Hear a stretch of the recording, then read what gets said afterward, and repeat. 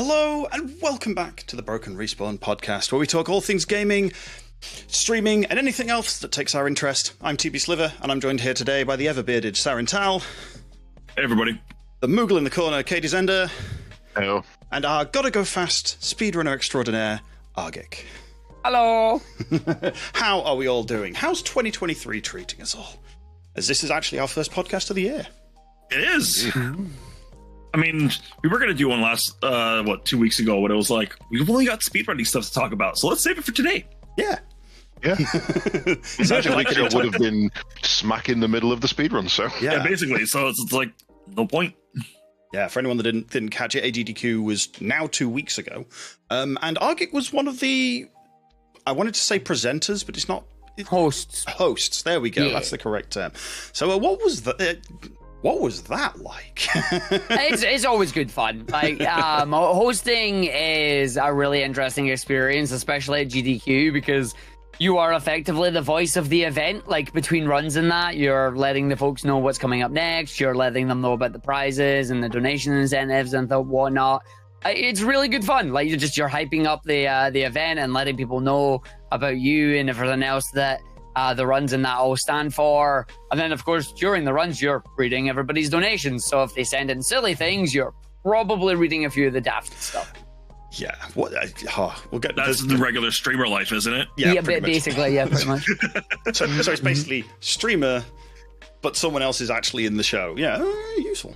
Bit of both, yeah, bit of mix. Bit of mix of that. I do have to ask, because obviously, I imagine the donations are kind of curated before they get to you. Oh, 100%, yes. Do you get any that slip through and you're like, oh, I'm not reading that? Yeah, yes, and that's and the best thing about that is that we are given full control over you. If you don't want to read it, don't read it. Right. Like if there's something in there, like even if there's nothing wrong with the donation, like if there's just a challenge in there, like can you say something in a different language, and they tell you like say this word. If you're not comfortable with that, you don't have to do it. Like they don't want to put you on the spot. The other thing you've got to balance though as well is like during intermission, sure, go nuts, go ham, do whatever you want. But during the runs, the focus is on the runner and the donations. Not you don't want to be spending time like trying to do jokes and puns during a speed run, you know? Yeah. So it's like don't take the spotlight away from the runner. Yeah. I've seen when a run can be a bit slow and if the runner hasn't got a commentator, obviously the host will definitely step up at that point. Yeah. If needed. But yeah. Usually we've spoken in advance. Like the idea is that if you are hosting, they tell you which runs you're hosting. It's a case of reach out to your runner, try and see, just learn a bit about them, learn a bit about the run, basically get a vibe and then try and gel. For me this year was actually kind of hard because both the runs that I were doing, they were Japanese runners. So it was a bit of a language barrier there. Thankfully, we had a commentator and a translator who was able to help us all out, and they were absolutely fantastic. They were brilliant, and it was great fun, and we all had a great time. Excellent. Yeah, 2 blocks this year, didn't you? Yes. And then the second block was Astral Chain, so we did Burnout and Astral Chain, which were 2 Japanese runners, and it was amazing. And then the other block was we had like Gunstar Heroes and Hook and Kirby's Adventure, because who likes a bit of Kirby? Now, I must say, seeing you comment and host over on Gunstar Heroes, I said this on the day, that it was accidentally the first game I ever speedrun, because my dad went down to charts and was renting a movie, bought that game for us, and then me and my brother went home and played it, and 2 hours later we're like, Dad, we beat it, can we have another one? Yeah. Like, what, you've done it? Yep. Straight away. What now? That cost me how much? I still play that game. I absolutely adore Gunstar Heroes. That's amazing game. Gunstar's amazing. Yeah. There's more. Played it. I've never played Gunstar. Oh. No. We'll say this on stream, categorically, for a friend of mine. Blue-green, best weapon, don't fight me, you'll lose. I mean, yeah. You're going Laser Chaser, I'm right there with you. Laser Chaser. He's a green fan. Get out. Wait. Double Chaser? Yeah. No. Get out. Anything. Red green is better than never mind. And then One thing here's we can me all just agree sitting on, in the though. corner. Like, I barely understand what speedrunning is all about as it is, because the only speedrunning I do is into a building when I hear a precision strike coming in DMZ. Yeah. So- Yeah. In terms of speedrunning, we're now the apprentice, the part-timer, the full-timer, and the noob. The no timer. The no timer. The confused one in the corner going, what's going on? Where's everybody gone?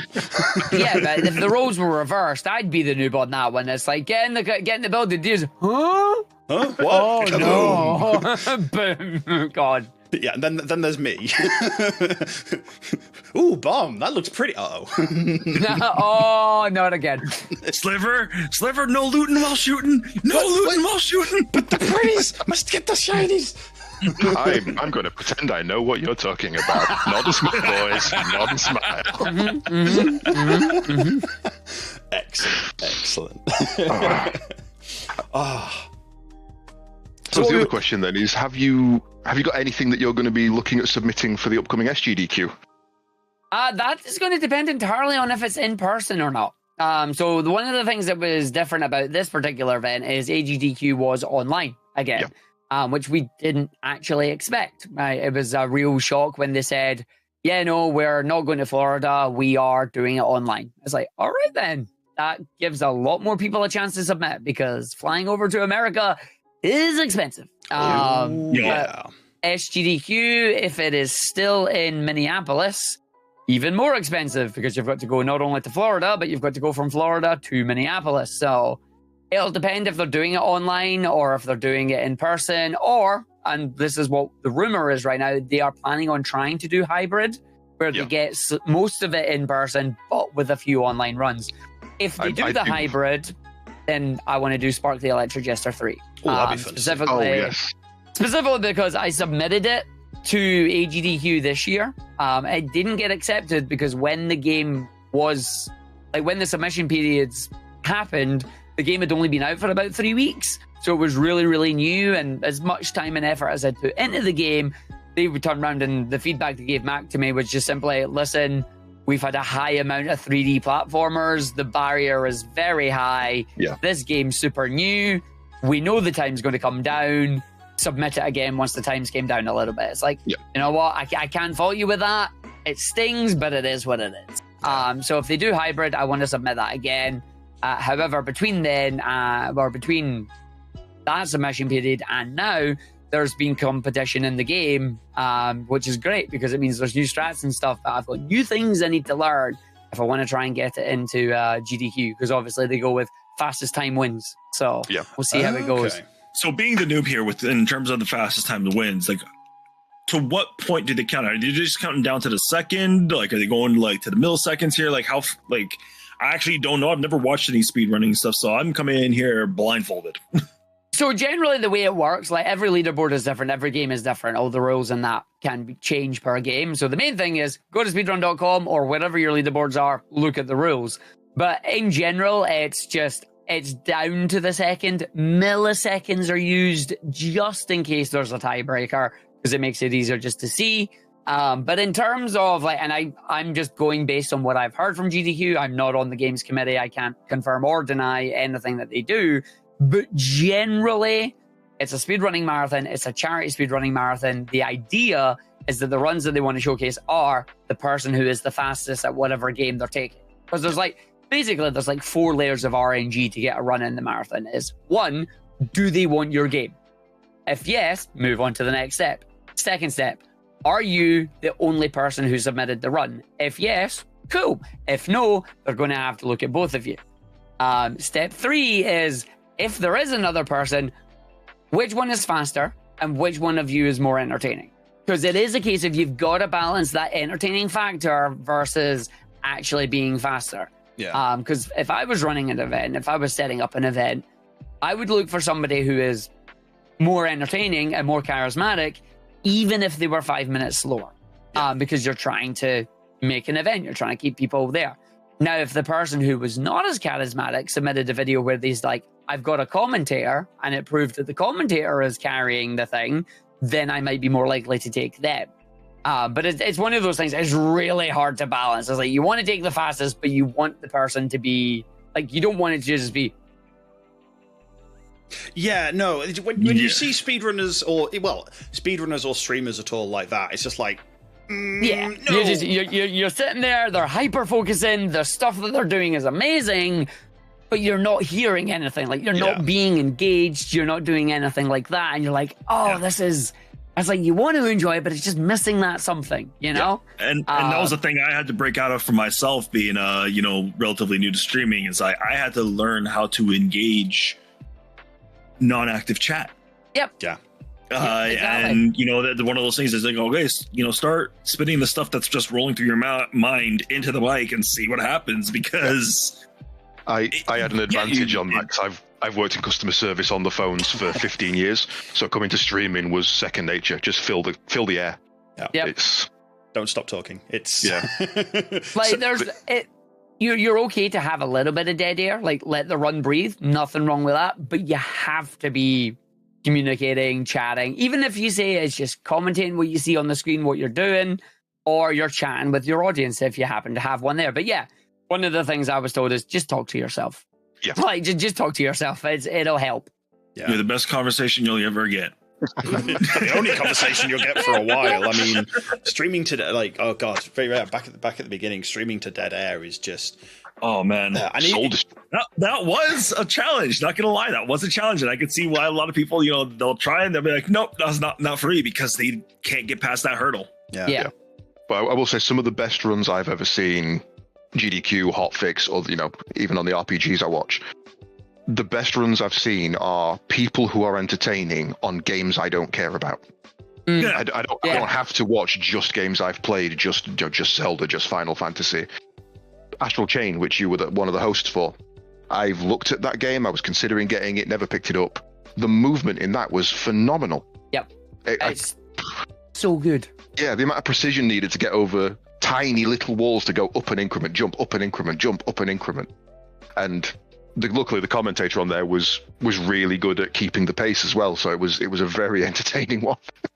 Yeah, no, it is. And as you say, it's one of those things, like I used to go into speedrunning events and I would only watch the games that I knew and that I enjoyed. And it's like, no, see, you go and you go, that game sounds interesting. You Google it, you go, right, let's watch that. And then suddenly you think that was a great run, it's not going to happen with every run. Obviously, you might find someone that's like, yeah, that was all right, but it wasn't great. But then the things like the awful block and the silly block happen, and you're going, did I wake up or am I still in a dream here? Because what's going on? No, I found like the games that I enjoy watching the most are either ones that I absolutely adore, like the Airboat Percent. Portal 2. Yep. Sorry, Portal. Yep. Or games that I've just never had any dream to play, never heard of, that sort of thing. Like it wasn't at the recent GDQ, but it was one of the hotfix ones, and it was a load of truly awful, difficult games. Like was it true? It was Cthulhu Saves Christmas was one of them recently that pops to mind. And there was just like Cthulhu Saves Christmas and like 3 other games by that dev that were ran in the same night. It was just, there's definitely something to be said about, like Argick says, just stepping away from the games you know to see what else is out there, because some of the stuff you've never even considered will be some of the most entertaining runs. Yeah, you know what I think would be entertaining for a run? A Trine speed run with all 3 players. I've not looked up Trine. I imagine they do them. Not looked it up. See, that's another one where you can look at a game and think, this took me 14 hours to beat, and then you look at speedrun.com and it's like, oh, they beat it in 19 minutes. Sorry. Oh my god, that was It Takes Two. It Takes Two. It took us 14 hours to complete, me and Sarin, and we looked at the speedrun, hour and a half. Yeah, we were so depressed. That's about right. What? Yeah, the biggest comparison is Elden Ring. Oh, 15 Elden Ring 80%, 19 minutes 40. 19. It's insane. What? Yes. I'm not even dressed in at my computer in that time. See, that's an interesting conversation, because as much as I love Elden Ring, I think the any percent speedrun is boring as sin. Oh yeah. Like, it's one of those ones, you'll see it once, you'll be amazed by it, and then you'll never want to watch it again. Yeah. Just like the Ocarina of Time any % run. It's like you see it the first time, you see all the fancy stuff that they do, and then the credits warp to the end, and you're going, that was interesting. I want to see the game this time. And it's like not to be one of those like YouTube commenters going, oh my god, that's cheating. It's not that. It's not that they're cheating or anything. It's just I would like to actually see a bit more of the game being played. Seeing any % glitchless runs is fun. Yeah, when they do those. I like mixing between glitched and glitchless because it does give you more. It's just for Elden Ring, it is literally going, all right, so see that long bit in the distance there? Yeah, we're going to warp over there. What? It's like you're over there. And then it's like, now we're high enough, we're going to go warp to the second last boss, who you can actually see, but he's that way. And then suddenly they're in the boss arena.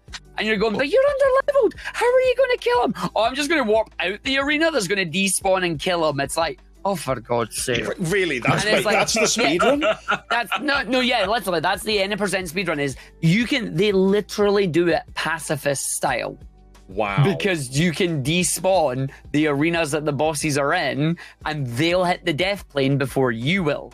Because you go way further out and actually go way past the kill plane. So they'll die by hitting the kill plane. You'll just fall at the void into nothing. But when the boss dies, it updates your progress. So it's like, cheeky. So it's very smart. It's very technical. But when you've seen it once, you're like, that's kind of... Those are the kind of annoyingly the worst speedruns for me. The ones where it's a long game, there's only one mechanic, and it's just, okay, level 1, we're going to do this mechanic to get to the end. Now, level 2, we're going to do the same mechanic to get to the end. Now, level 3, we're going to do this. Yeah. They're the ones where you've got to have an interesting commentator or obviously runner. Yeah. Because they can just, you sit there and you're thinking, I don't understand how you're enjoying this, because I'm watching it and I'm not enjoying it. Yeah, you want a bit of variety in there. Yeah. It's like why I like things like randomizers have been a big popular thing that's been happening lately. Yeah, and honestly, one of the greatest. What's a randomizer? Okay, a randomizer. Basically, no, I'm gonna what? Okay, no, that's totally fine. Yeah, a randomizer. Imagine one of your favorite video games. For example, let's imagine Pokemon. Any of the Pokemon games, you've got to go around, you catch Pokemon, you get 8 badges, you do a little bit of side quests using like whatever team you're fighting, so Team Rocket, blah, blah, blah. You become champion. Ta-da! Imagine where you play the game and there's a chance for you to run into a Mewtwo as your very first Pokemon. Yes, because please. The game is entirely randomized. Your Pokemon can be randomized. The moves that they can have can be randomized. Their types can be randomized. The order in which you find badges and that can all be randomized. Almost anything in the game that you can think of can be in a random location. Yeah. Every time. And then the idea in the I've seen every time your Pokemon levels, it evolves into a different Pokemon. Completely different Pokemon, yeah. Pokemon and Mario have taken that to the nth degree. Talking, this is a game idea. Let's go. It exists, dude. You should try it. They already exist. But so it's like people have been starting to learn them and then speedrun them and set different challenges in that within them as well. Like you've got the Caedes, you've got the Ironmons, you've got all those. I'll let you go into depth on them. I don't even know half those rule sets, so don't ask me. Paige knows a few more than I do. But the idea is that they've been getting showcased at speedrunning events and that as well. And the thing that makes them good is, you get the original, you get the idea of what the thing is. The randomization changes it up, so it's different every time you do it. But you get really good groups of people coming in on the commentary. Like it's a group of friends doing the run and having fun with it, and it's like just that fun oozes out and makes it a good experience. Yeah, and it's things like that. That's as I say, it's that balance between having a really good having a really good group versus having a really good run, but the runner is quiet or is focusing or whatever. It's like not everybody's super out there to go and do commentary and whatnot, and that's totally fine. Yeah, I always see it as like it's kind of an extension of the achievement system. Here is the game you love. Would you like a reason to go and play it slightly differently? Yeah, it just gives you more reason to go through. And so in a lot of cases, it's not even speedrunning. Yes, you're essentially doing the same thing over and over again, but it kind of turns Mario or Pokemon or Zelda into a bit of a roguelike. Yeah. Where you get that everything's different. You go through it, get as far as you can, start again. Yeah. The guy we were talking about pre-stream, who's running what's called Caedes, which is the hardest challenge in existence. He's on just over 3,800 attempts and has never beaten it. Damn. Yeah, so isn't it like speedrunning adjacent? You've got one Pokemon. Yeah, and that's it. Caedes is you're allowed one Pokemon and a HM friend if you need it. You can switch to another Pokemon if you catch it in the wild. And all the moves, all the Pokemon are all randomized. So you could have a Geodude that knows Bubble Beam, for example. I'm imagining Mewtwo, use Splash. Yes. Yeah. It's insane. Yeah. And the idea is with that one Pokemon and no healing items outside of battle, beat the game. Yeah. Yeah. And if you die, you lose. Yeah, you die, you start over. Once your Pokemon is done, you reset, you go back to Professor Oak's lab, and you start again. Pick up another random Pokemon that you don't know what the moves are, you know? Yeah. Mm-hmm. Yeah, I mean, I so many runs just die in the lab because you pick a Pokemon and then they get one that just happens to have a moveset that one-shots you. Yeah. Perish Song. How good are you? Yes, the one-shot moves are still in the game. Oh, yeah. They are there and they will wreck you. Yep. Yeah. But they're no good for you to use because they're so low PP that they're unreliable in the long run. Yeah. So, yeah, you can come up against Lieutenant Surge and he's got a Suicune. And it knows Thunder. It's just completely outrageously insane, but so fun to watch.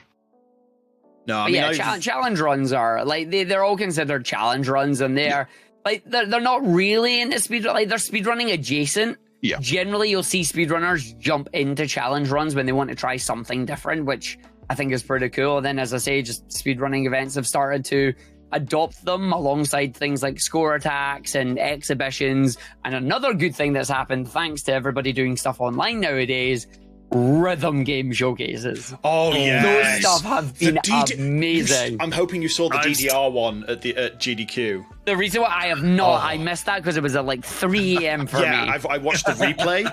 It's an hour and a half of going, you managed to touch that? Last night on Hotfix, somebody ran Alien Isolation playing on a DJ deck. Nico Hart, hello, buddy. It was 3.5 hours of insanity. It was amazing. Madman. Yeah. Madman. Nico is great, and I'm going to shell for him a little bit here. He does unconventional controller speedruns. Yep. Most of his speedruns are on a steering wheel. He's recently successfully managed to set up DJ decks to control the video games. He's started a new YouTube series called Is It Possible? And the plan for him is just to continue going down, making these ridiculous control schemes and seeing if it's possible to speedrun using control schemes. Yeah. It's so good. I love it. It's somehow the speedrunning has adopted and developed a community of crazies. Yeah. But it works. It's like everybody in the community is Doc Brown. Basically, yeah. Like, I've come up with an idea. Nobody stopped to think about whether they should. They just did it. Oh no, there's no thinking, and then the person comes up with the idea and goes, "Yo, I've came up with an idea," and the immediate response is, "I'm in." Yeah. You don't even know what the idea is. The answer is just, "I'm in." It's sold. This is how you end up with Sekiro blindfold runs. Yeah. Man. Mm-hmm. Yeah. The blindfold runs are just another level of just crazy. Like it's one of those where you think, right, now you're just showing off because you beat that game faster blindfolded than I could looking at it. Yeah, I mean, you do ones like Pokemon or Zelda original top downs, and it's not out of the realm of possibility that you can imagine how to do that. But when they're doing like wasn't there one of the new Zelda games speedrun? The blindfolded. Done. Yeah, Breath of the Wild. Hero they've done, Elden Ring, Super Punch Out. That was amazing. Ow! Sound cues, essentially. Yeah. It's all audio cues. Yeah, no, literally, it's all audio cues. Yeah. Knowing they know that exactly hear a where bump they into are. the wall, right. Sliver, your challenge for this year is to do stray blindfolded. Maybe. Good luck. Good luck, I think. And first we need to play through that game again and like get my time down under 2 hours because I want the achievement. Damn it. I do like how there's more speedrunning achievements as well. Like more and more devs are becoming aware of speedrunning and are putting cool speedrun things in it. Like I like this. First one I was aware of were all the ones in Portal. Like obviously they're completely broken now. Like, but I remember trying harder and harder and harder to get some of the Portal speedrunning ones. I've still got a few that I've never managed to get because it's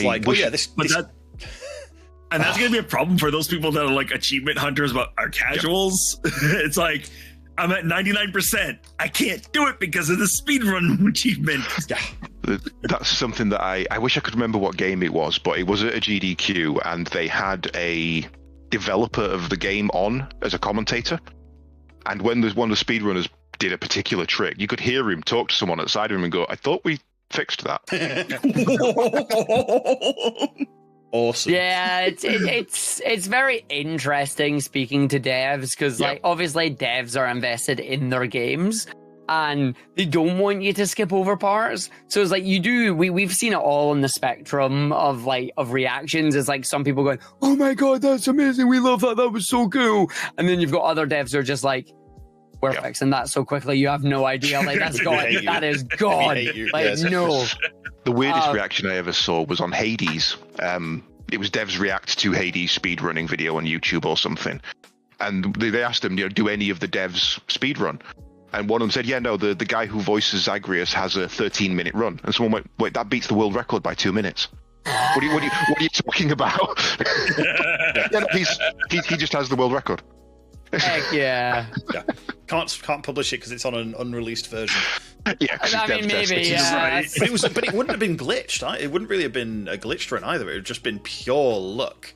That's what I like about Hades, though. Like, I shouldn't, but I want to get an Hades speedrunning because that game is beautiful. So good. I've managed to get. I think I've only got past Dad once. I suck. I somehow suck at that game. I can't laugh. I don't even have the game. No. I'm not laughing because you've only done it once. I'm jealous because you still have the rest of the game to play. Yeah, fair. I've heard that a lot, and I've been avoiding a lot of spoilers. Yeah, if I could go back and redo a game, I would redo Hades, which is why I am so excited for Hades 2. Oh yeah, you and me both. Oh my god, yes. Yeah. A game for Supergiant has been so popular, they are breaking their tradition and are doing a sequel. Yeah. Like, they don't do sequels. Now they do.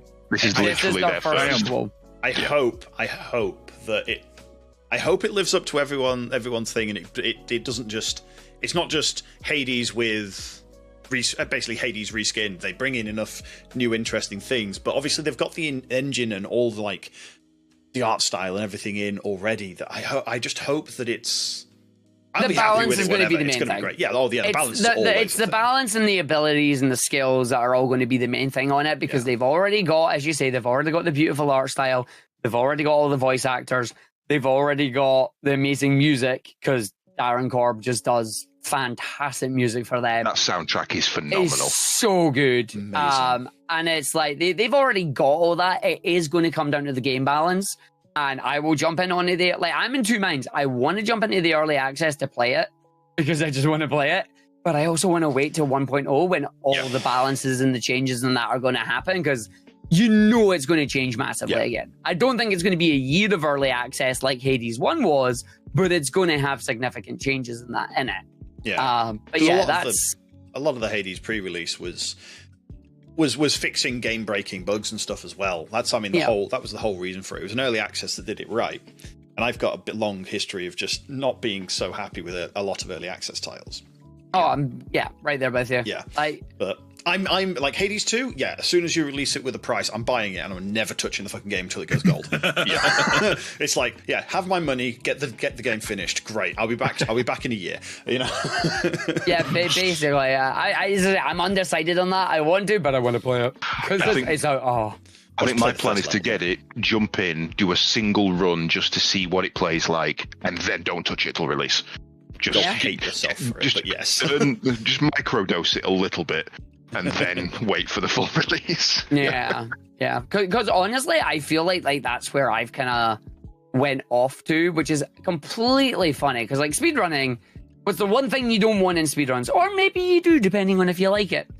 RNG, random number generator. This is a random thing that can happen. If it does, you've got to react to it. Some people really love it in their speedruns. RPG speedrunners, etc., they like the challenge. You have to react to it. It's a different skill set. Platformer runners, racing game runners, etc., generally hate it because RNG is a pain in the bum, and you're like, I don't want to deal with it. But it's like at first I completely hated it. I don't like RNG. I don't want to do it.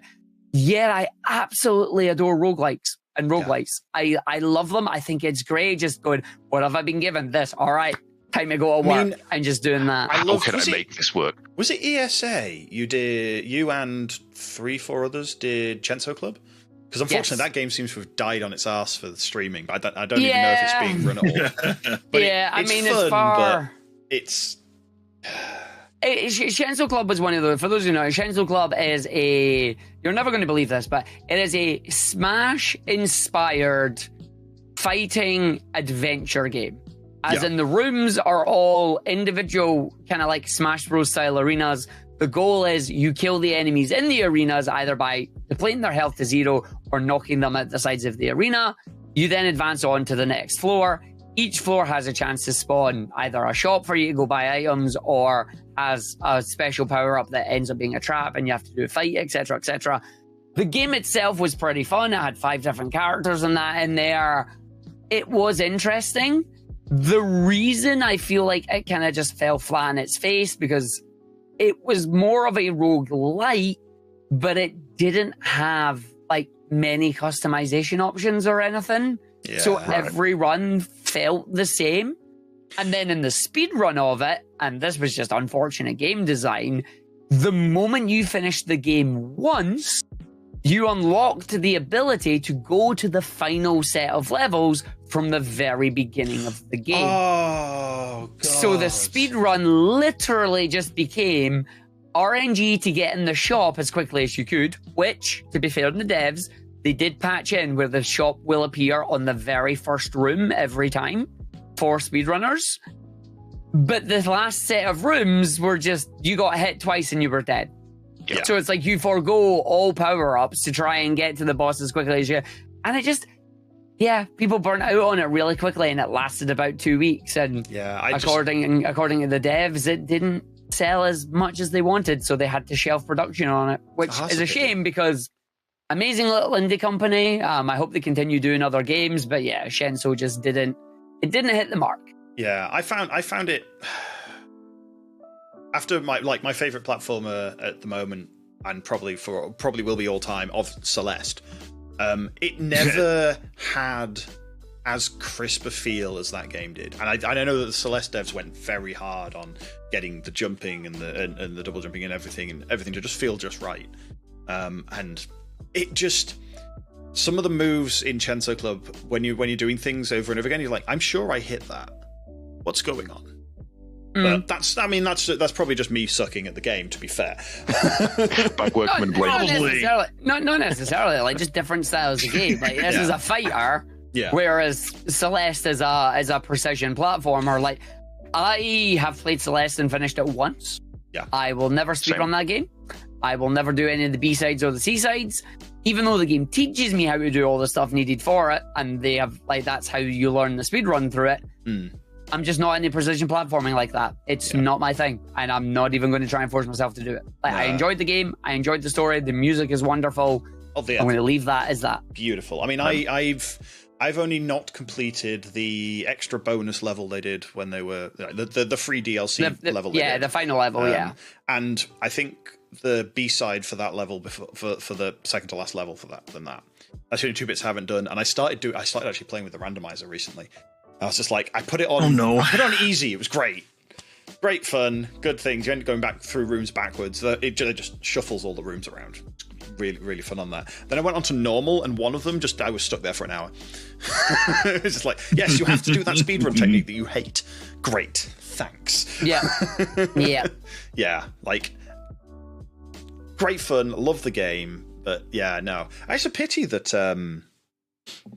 It's a pity about Chenso Club because I played it a bit, and it's one of the few games I've actually purposefully taken my laptop with me and a controller so I can play it on the train when traveling. Yeah.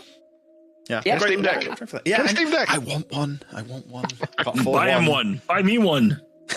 Go on then. Seeing as you've been so nice. Wow, dang. Damn. It's not happening. No, not a chance. I'm saving for a 4090. You're not having a Steam Deck. Oh, don't get me on that. I want a 4080 or a 4090, but I can't justify it because one, that price is ridiculous, and two, I have a 3080. Oh, you're already fairly up there, yeah. I only want it for AV1 encoding. It's literally the only reason I'd want one, but I cannot justify the price for it. Well, I'm on a 1080 Ti, and it's been BSODing for the past week, so I'm pretty much just gonna get one.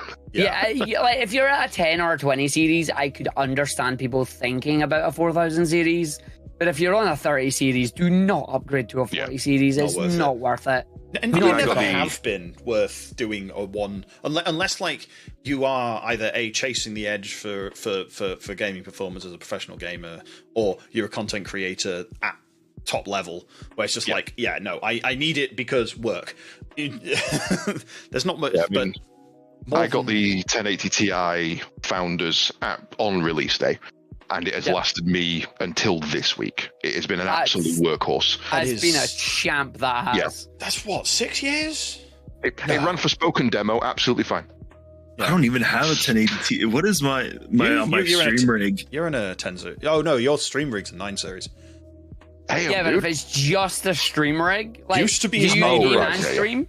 It used to be my main rig. So this up until like mid last year, I was running an 3rd gen i7 and a 1070 on a single rig. Oof. Yeah, on a P8 Z77 motherboard. He don't pay for heating in his house. He just turns his computer off. I was going to say, that's wow. It's in the basement. That was my gaming rig up until mid last year, and then I finally got a deal with a family friend, and I'm just like, hey, I'm going to buy a computer off you. Yeah, that's fair. I went from a 3rd gen i7 to an 8th gen i7. Big jump. That's a big upgrade. Yeah, and obviously, Sarin is the first of us to get to a proper dual rig streaming. I've been planning to do it for ages, but I just haven't had the spare money. You know, moving costs a lot of money. That was basically the thing. Go figure. Yeah, but that's my reason for not doing it is space and electricity costs and whatnot of running 2 rigs. It's like I don't want to deal with that. Yeah, but I want that AV1 encoding, and it's like my plan on it is to get a second rig that is just the streamer. Yeah, so it can be off when I'm not streaming, idea. And it saves a bit of cash. And if I'm running console, I don't actually need my main rig on. No, because then you don't need the main PC because you use the stream PC with the console, and away you go. Yeah, it's like, whereas for me, it's single rig, all consoles connected up to it, can do gaming on it as well. Yeah, it's like I'm waiting for like all the tech folk, all the tech tubers and that to get those Intel Arc cards and stick them in their machine and go, can you run an Arc card alongside a 30 series and have it work? I think Epos has done that, and I don't think Epos has. No, I look at you. Epos is very much on the 40,000 series chain right now. He loves the 40,000 series, and he has like 3 of them. Whereas I know Linus was bringing it up and did a video on it, but it was just a single 16-minute video saying, here's the differences between them. And I'm going, yeah, but can you take that card that you're using your Intel stuff on and stick it in a single PC? Yeah. So single PC, 2 graphics cards, does it work? And the answer is, in theory, no, but it should, but it's not. And I'm like, it's still early days. I think I can see how it would work. You'd have to use an external capture card, so it's not having to do frame swapping between the 2 graphics cards. Because that's the problem you got, and people were always like, "Oh, I could just put 2 NVIDIA graphics cards in and have one do the encoding, one with NVENC, one do game on it." But it's just they're not sharing. This is why NVENC works so well, is because all the frame buffer is on the graphics card. It's on the card itself, yeah. So it can just do everything on there. I mean, I could do that because I'm running one of those four input cards, but like, and the problem is, do I still get the AV1 performance? Is the thing, right? And you're like, I don't think you would, because all you're doing, like you're saying, you would need to take the output from my NVIDIA and then capture it into the Arc, but then the Arc's doing the encoding, and it's like, yeah, the Arc's only doing the encoding, because I mean that is one of the things I do.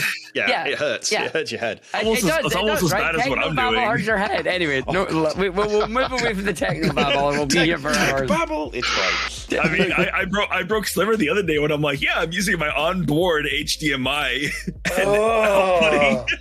That's his output. Putting my image to my capture card that goes into my stream rig. I mean, that's not terrible. If it's stupid and it works, the problem is it downgrades the quality by half. Well, yeah, of course it does, but if it works, I mean, it's a budget fix. It's a budget fix. The budget fix. No. Here we go. Yes. You know exactly where I'm going. I don't think I know quite where you're going, but okay. What did I do? He's got to get something. This can't be good. You said budget fix, mate. Yeah, I said budget this fix. Is going to be good. I'm a speedrunner. This is my reset stick that I use to reset my consoles. A stick of bamboo. It's a stick of bamboo. Yes. It's a stick of bamboo with one of those pencil rubbers on the end of it. And it resets my consoles are down there. They are out of reach unless I use this. And I can just go boop and reset my console. It's right here. Gives man a paper crown and a plate of burgers, please. So I'm right there with you with budget fixes and solutions, because I was looking for some kind of like, maybe you can use like a Bluetooth button that I could just hit there and it would reset the console. I'm talking about resetting a Mega Drive or an N64. Those are physical buttons. It's like, hit it with a piece of stick of bamboo. That stick of bamboo could not be purchased on its own. How many I have have you got? 9 other pieces of bamboo in that corner.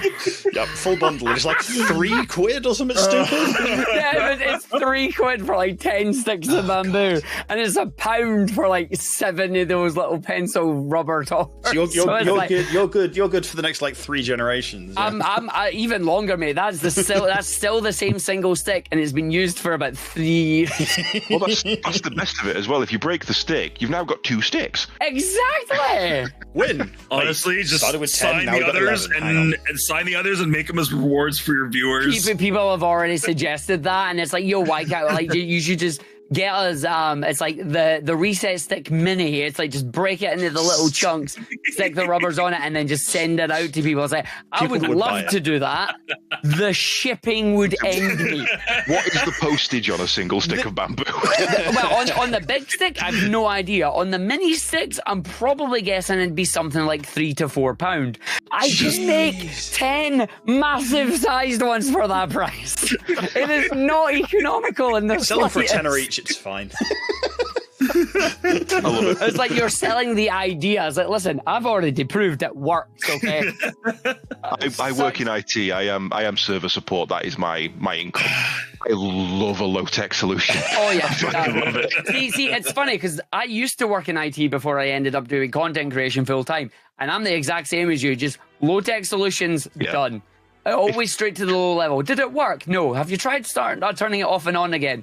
No. Turns off and on again. Yeah, I also love the idea of run bad, hit with stick. Mm-hmm. I mean, yep.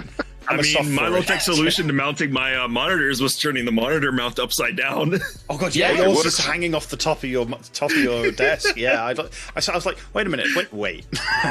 Yeah. But that's how it works. It's like you just look at this and you go, "There's no way that works." It's like, but it's doing it. Yeah. Like there you go. I think my bootleg at the moment, again, same as you for the consoles, I've got 2 3-port HDMI switches plugged into each other. and I honestly, I'm now looking at it thinking, I could do with a stick. That's a this a quality idea. Stick, just done. There you go. Yeah. I've actually just bought a 4x2 HDMI matrix because I was like, I'm sick and tired of unplugging and plugging in HDMI leads right now at home. I have a ridiculously, like, everybody keeps asking me, are you running on original console, like original hardware? It's like, yes, I am. It's like, but you can use emulator if you want to. Like, feel free. You don't have to go console for it. Well, why do you do console? Because I spent a ridiculous amount of money to get this working, and I'm going to use it. I've literally got a micro HDMI to HDMI lead on my desk for my Game Boy Advance. Oh, nice. I will admit, I shilled for a pocket. I got a pocket. I probably could have done it, but I was literally, I was looking at modding a new screen into it and went, ooh, this has just come out. It was literally just all over the news. I think it was like 30 or 40 quid for a HDMI mod for a Game Boy Advance. Yeah, best investment I ever made. Was it it wasn't the full consoleizer, was it? No. So this is another Game Boy thing. Advance is intact. It's just got an HDMI port on top. I need to open it up and file a little bit out because the plastic's currently pushing on the HDMI port. But it just interrupts. It goes between the motherboard out grabs and the picture signal, and then also, I take audio. it's a full, backlit. Nice. I need to do a bit of audio work on it, but yeah. We actually got a random question from audience. About if you have some kind of signal booster for your retro consoles, get better image quality. I think I know what you've got, but yeah. Yeah, so the main thing that I think what they're meaning is I have an open source scan converter, also known as an OSSC. Yeah. And that is a scaler. That is one of the original scalers that came out. Back in the day, it used to be there was only one scaler that you could get, and that was the FrameMeister. Yeah. And the FrameMeister it was amazing. It was like over in Japan, basically. You had to import it to get it. And then they stopped making it. And when the production stopped and they started to become scarce, that's when the retro community, a few members of the retro community all got together and went, right, we've got to make something here. And the OSSC was born. And what it does is it takes the signal, getting techie again for a second, but not too deep into it. It will take the signal that you give it, in my case, RGB, so just RGB SCART into the side of it, away it goes. It'll take that, and it'll line double it from 240 to 480 or 720 or 1080p. So basically 2 times, 3 times, 4 times, 5 times. That's how it does it. And that's how I get my good signal, is I use this open source scan converter. Since then, there have been a myriad of other projects out there. Things like the RetroTink. You've got the RetroTink 2X. It's a really good entry-level piece of kit if you want to get into doing this yourself.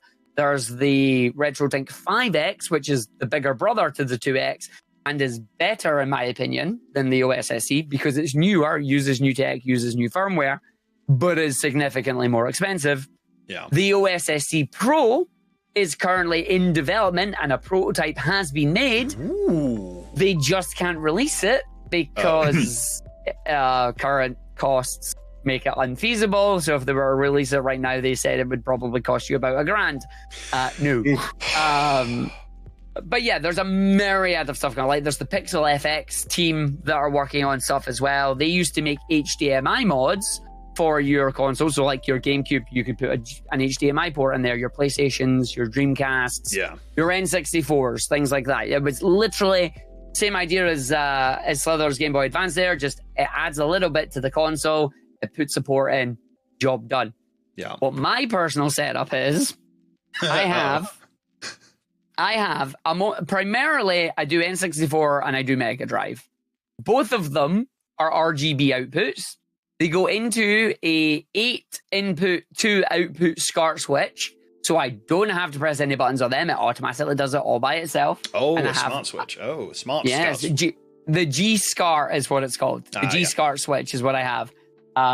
It was about 200 quid. I have the OSSC, which was about 200 quid. So the SCART switch then goes into the OSSC. The OSSC then goes into the Extron Matrix, which is 8 inputs, 4 outputs. And that has all my consoles hooked up to it. So all my retro consoles come through one HDMI through the RetroTink. The rest of my modern consoles come through their individual HDMIs, and they're done. Yeah. And so it's one to my TV, one to my monitor, and one to my capture card. And that's how I capture my setup. It's ridiculously expensive. I have built it up over the years I've been doing streaming, and it is absolutely amazing. And I will, as is the way, ever use it. Oh yeah, no. When you go straight down the rabbit hole, that's it, done. Ironically, you've just answered a question I've been mulling over in my head for a while, because I've got the exact same setup, missing the G-SCART. I'm going to go get myself a G-SCART. The G-SCART switch is the best thing. It is an automatic SCART switching. Yeah. The only thing you need to worry about while using it is, for the love of God, do not turn two consoles on at the same time. Oh, really? Yes. Double output? It does double output, as in, like, it's got two outputs if you want to do that, but you cannot play two consoles at the same time. Right. You do run the risk of blowing the switch if you do that. It's very unlikely, but you can do it. Yeah. But no, it's a case of it automatically detects, like, it's got the priority 1 through 8, and it just cycles through them. It's like, where am I getting a signal from? It's like 4, done. You turn 4 off, 2 comes on. Oh, now I'm on 2, and just it does that, and it goes through it. Yeah, now remember, everybody, it's only for science if you got a notepad and pen beside you. Yep. But if you see the magic smoke, you've done it wrong. Yep. You see that magic the blue smoke? Spicy smoke. You don't want to see the spicy smoke. But yeah, that's my setup. And there's only one thing that I'm looking at that's coming out soon. And it is something called the Infinity Switch. And if you get the chance, it is done by PixelFX. They are the team that does all the HDMI mods. They are looking to get into the retro market with 2 projects. One called the Infinity Switch, and the other called the PixelFX Morph. The PixelFX Morph is going to be a scaler, just like the OSSC, just like the RetroTank, etc. But it is going to work with the Infinity Switch. The Infinity Switch is meant to be a customizable, basically, input. You can attach HDMIs, VGAs, SCART, composite, component, and you can chain as many of them as you want. I'm literally looking at the website now and going, oh my, I did electronic engineering at uni. I'm looking at this and going, I had an idea for this years ago. I should have fucking worked on it. Damn it. But here's the thing. If that does what they promise it will do, it will replace both my G-SCART switch and my Extron. Because that will handle it all by itself. That is an insane. No, that does look nice. Tool. And I'm like, the only downside is A, I don't even know if they've prototyped it yet, and B, it will be expensive. Oh, it's going to be like, especially because you're paying per module. I mean, that's the thing. If it would be expensive if it was an all-in-one, but being in modular, then you're only paying for the stuff that you need. It could bring the cost down. It might, but I think the fact that it is modular is going to put the initial cost of it up as well. Yeah. Plus, obviously, you're always going to be thinking, well, I just get one more. Yeah. Oh yeah, of course. I had plans to be getting. I'm gonna have 12 HDMI inputs. I'm gonna have 4 SCARs and 7 VGAs. Yeah. It's like, why? I'm thinking minimum 4 SCARts for what I need. That's all. Already minimum 200 quid. You're looking there. Yeah. I mean, you look at it and you're like, okay. You could definitely go base unit and a SCART and just go, right, next month I'll buy another one. But genuinely. Do they offer a subscription? Yeah. And the way that like, you can look at the website as well, the way that they are designing these products is that, yes, they can both be used individually, but they will work better together. So it's like, ooh, tempted. But I need to see more about it. But it's like it's always in the back of my mind, and it's just like, oh yes, yeah. Like I would love that. But as I say, it's like there's loads of tech things. I'm a big tech nerd when it comes to stuff like that. Just trying to improve it and see how things go. And that's my idea. And then there's just me trying to enjoy the game on the hardest difficulty while not breaking my controller. Yeah. But it's an awesome age to live in, because like you say, we can just play anything these days, and you could just emulate it. Emulation is perfectly fine. Yeah. Like I started on emulation, and sometimes emulation is just easier to get working. Yeah. I'm not going to lie. Like, I'll just give the emulator done. Yeah. But then you've got the other side of things where literally last week me and Sliver played through Gears of War online on the original Xbox 360. Like my 360. You can just do both. It's you can just awesome time to be alive. Especially like 360 onwards in terms of console, they're all just HDMI out. Everything's 1080p now. It's really easy to do, and especially as those consoles generally have backwards compatibility. PS3 notwithstanding. My one does. You managed to get one of the very early ones then. Heck yeah, I got the OG one, mate. Oh, I spent 600 quid on that. Oh, George Foreman, lean, mean, fat reducing grilling machine. That thing is. If you realise that you're probably going to have to redo the thermal paste in the next 5 years. Oh yeah, like that machine gets hot. Oh yeah. I don't use it as much now because obviously PS4, PS5 don't really play many of the PS3 games anymore. Like there's no real need to. Yeah. Also, it is actually still a pain. Like you were saying, anything HDMI really easy, except the PS3. It's a lot to capture. The bloody HDCP. Oh, it's got that security thing. HDCP. Yes, I'm not going to say that my HDMI splitter strips HDCP. Neither does mine. No. Not at all. Nope. Did look for one that does that. No. No attention to this part of the stream, kids. Exactly. I didn't expect this part to soon go down like the real techie side. Normally, I don't go in the techie areas of that, but yes, I'm very techie. I enjoy it. It's fun. I'm a software engineer by day. I used to work in IT, so yeah. You've run into the tech. I'm the odd one out. Oh, you stare at tech as it goes past and say, "Is that going to explode?" You say odd one. I say lucky one. Actually, that's not far from wrong, Sliver. Yeah, no. Yeah, you don't have friends and family. Can you check this out for me? No, I do. Yes, I do. I still do. Well, then unlucky. You are one of us. Except been unlocked. Except I'm the tech support for Sarin across the bloody other side of the globe.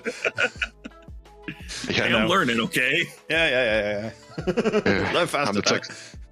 I had to fix because I used to work mobile support as well, and then over Christmas I've had to fix my sister's mobile, which if it was a horse, you'd have turned it into glue. That thing was done. Oh no! The screen. You had 5 pixels working at the top of the screen, and she expected me to be able to pull data off it. Okay, unlock it. And of course, I got it. I did it because I'm a goddamn techie. Yeah, at that point, it's a challenge. Challenge accepted. You go, I've just realised they're going to ask me to do that again. It's like, Oh no, I preempted it this time. She got a new phone. I went downstairs, grabbed it off her, and installed TeamViewer host. Oh yeah. I'm not dealing with that again. Nice. Yeah, good plan. Ah, dear. Right. God, that's been an hour. What? It's kind of what I was hinting at. It's like we're at an hour, and we didn't really talk about much of the speedrunning stuff. But we went tech. We're gonna have to have you on again then. Oh no! One last question about speedrunning, because I did want to ask: is there a game that you would love to submit for a GDQ or one of the other events that you would love to have a versus or a race on? Ooh, those are always my favorite ones. See, I would love to race any of my games that I run, because like racing is it's fun. The main thing that I would do in the race is that I would want it to be somebody that I'm close to in time with. Yeah. But also someone that can gel with my commentary. Because like the thing about me is I really love, like, I'm known for doing the super speedy commentary while I'm doing the run. Like, that is the ARG package. You can't really do that in races, because when you're doing that in races, usually the racers are not on the mic and it's other commentators that are doing it, which is totally fair and is totally understandable. But then it's like you're missing out on half of what makes me, right? It's one of those things. So yeah, just honestly, as long as I can have a close race and a fun race with someone, I'm totally fine with it. I think one of the best things I've ever done, and I will be forever grateful to them for having this really stupid idea, was last year's AGDQ 2022. Amber Cypern and I Sonic 4 Episode 2 co-op. And both of us we were having a great time. I got to do my commentary for the levels I was commentating on. They did their commentary on their levels. We had silly skits where it's like I'm sitting phoning, like I'm sitting here with my phone up like this going, like it's sitting like this and I'm sitting with the controllers like it's the Fox delivery service and that. It's like we're just having a really daft time about it. And I'm sitting there in a dang Sonic outfit, and they're using their VTuber avatars. Like, what is going on here? Hey, let's go for it. Run. And then we finish. Then we finish the run, and we end up getting world record. Like, what the heck? There you go. You know? Wow. I must admit, of going about the Argick package, as it were, when Kremlik said he knows you, I'm like, wait, the guy who is just never stops talking. He's like, yeah. I says, right. First thing you need to do, tell that man to breathe more. Now, I do breathe though. That's the thing. But the good news is you can't hear it, so you don't know where I'm breathing. Also, I'm hiding my gills. Give me a second. You're like a lizard, and you do it through your skin. You just absorb it. Photosynthesis. There you go. Yeah, just straight in it. I swear, if you pick up an instrument, pick up the didgeridoo. Oh, yeah. You need to know how to play and breathe at the same time. Oh, God. I mean, I don't know if I could get the didgeridoo. The closest I could probably get to is one of the things that just goes, and that's tin whistle, kazoo. But yeah, no, it's good fun and I love it. So honestly, I think less racing for me, more co-op would be something that I would like to do. Okay, that's fair. But the race, because like it fits my style more. But as I say, racing, I'm happy to do racing. In fact, if you want to see something silly and you want to see something really daft, this weekend, the United Kingdom Speedrunner Gathering is doing their first event. Yes, it is this weekend. It is this Saturday and Sunday. I have all the tech in my cupboard out there right now. We are lugging it to Glasgow. We're going to be running a 2D speedrunning event. And on the Sunday, around, I believe it is 4 or 5 o'clock, I'll need to confirm the time. But myself and HUD601 are going to be doing a Sonic fan game, Sonic 16-bit Triple Trouble speedrun. And the idea is we're doing 2 players, 1 controller.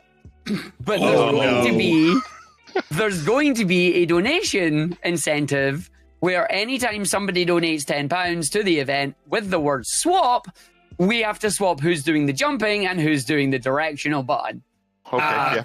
And that's going to be happening all the way throughout the event, like all the way throughout the runs. So we'll just be holding the controller like this together. It's like, yeah, we're going to do it. And then suddenly it's like, right, okay, I just got to swap. And it'll be 2 different hands doing it. And it's going to be a time. It's going to be good fun. That's definitely one to watch. Definitely. Yeah, it's going to be one to watch, definitely. Wow. Oh, dear. I think on that, I think on that note, Argick, as you're the guest, I'll let you do your shout-outs first. So here we are. Well, thank you very much. If you all enjoyed the tech talk, yeah, if you want to see some speedruns, you want to see some roguelikes, some indie games, because I do a mix of my speedruns and my roguelikes, come and find me over at twitch.tv/Argick. You can also find me at Argick on YouTube, although that's kind of been dormant for a bit. I do want to get back on that in 2023 here. And then also on Twitter at JKArgick, where I just post nonsense, because that's what we do on Twitter. We just post up fun gaming stuff, silly memes and jokes and that. So come and join us there. Awesome. Sarin. Me? Yes. Well, you guys know what I've been up to. I've been trying to get through some Mass Effect here on Wednesdays, so stay tuned for that, because I do want to finish this Mass Effect 2 before the new Star Wars game comes out and before the baby's born. Otherwise, that's going to get a little messy trying to balance all those at the same time. And of course, Fridays, we're going to be starting a new game, Grounded. I've got a couple people lined up for that one, so tune in for that. I will see you guys on those days. Caedes! Yes. For me, it's been a bit of a weird one, because obviously I am BSODing quite a lot while streaming, but hopefully we've got it figured. So as of next week, 1st of February, we'll be back, and as you guys voted for, we will be playing some Persona with the idea of going through the entire franchise this year. So thanks for that, guys. Thanks. Well done. Awesome. Sliver. Yeah, and I'm TBSliver. I'll be live again tomorrow with some... I thought I had an idea for what game to play, and now I can't... Oh, yeah, Hi-Fi Yes, Hi-Fi Rush. Hi-Fi Rush, because it's on Game Pass. Win. Looks amazing. It's a music-based game, and thankfully they have a streamer mode. So definitely going to be playing that on stream. So yeah, tune in tomorrow at 8 p.m. UK time-ish on TBSliver on Twitch. Otherwise, catch me on Twitter, TBSliver, or at TBSliver Games. I forgot to change my own bloody bar. I've rearranged all my bloody YouTube channel names because I'm an idiot. So on there, and hopefully I'll actually manage to upload something to my YouTube channel. I think 2023 must be the year of YouTube for all of us. We'll see. I mean, if February is anything to go by, oh hey. I say 2023 the year of. Maybe we'll get to it by April. Maybe. Yeah. Maybe my parental leave. Oh God, yeah, because that's in May. April is when the baby's born. Oh God, right. Well, there goes your time. Anyway, gotta get it. My game's in then. No, I'm gonna honestly just probably have a little jumper here beside me. Yeah, good plan. Anyway, thank you very much, everyone, for joining us. Thank you, Argick, for joining us today, and we will definitely have to have Arg on again at some point in the future. Yeah. So, thank you very much, everyone, for joining us, and we'll catch you next time. Ta-ra.